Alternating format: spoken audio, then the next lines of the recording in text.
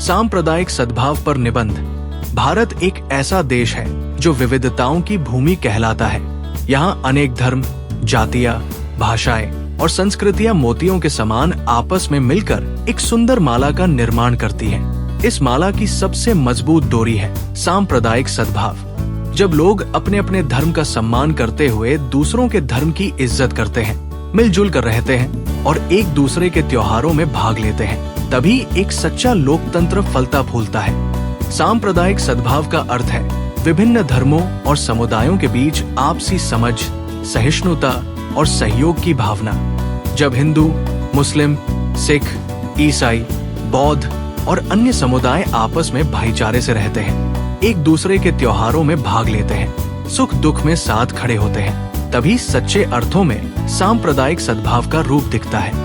भारत के इतिहास में सांप्रदायिक सौहार्द के कई प्रेरणादायक उदाहरण मिलते हैं। महात्मा गांधी ने हमेशा इस बात पर जोर दिया कि धर्म इंसान को जोड़ने का माध्यम होना चाहिए, तोड़ने का नहीं। उन्होंने कहा था, मैं हर धर्म का आदर करता हूँ क्योंकि हर धर्म में सच्चाई और प्रेम की झलक है। आज भी कई गांव और शहर ऐसे हैं जहाँ मंदिर के बगल में मस्जिद है और चर्च के सामने गुरुद्वारा।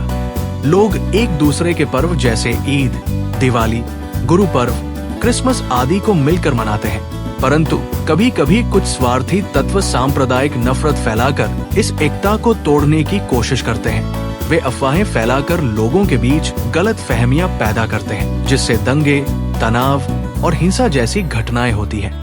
ऐसी ही एक घटना 2001 में गुजरात में हुई, जब कुछ सिरफिरे लोगों की वजह से पूरे राज्य में हिंसा फैल गई।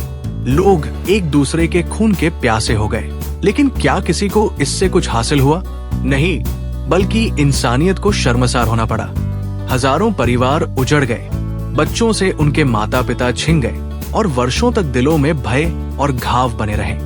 ऐसी स्थितियों में हमारी जिम्मेदारी बनती है कि हम सजग रहें, किसी भी झूठी बात पर विश्वास न करें और सत्य को जानकर ही प्रतिक्रिया दें। सबसे जरूरी है कि हम एक दूसरे के दृष्टिकोण को समझने की कोशिश करें और संवाद बनाए रखें। सरकार को भी सांप्रदायिक दंगे भड़काने वालों के खिलाफ सख्त कार्रवाई करनी चाहिए। सबसे जरूरी है कि मीडिया को जिम्मेदारी से काम करना चाहिए ताकि सच और अफवाह में फर्क जनता तक पहुंचे।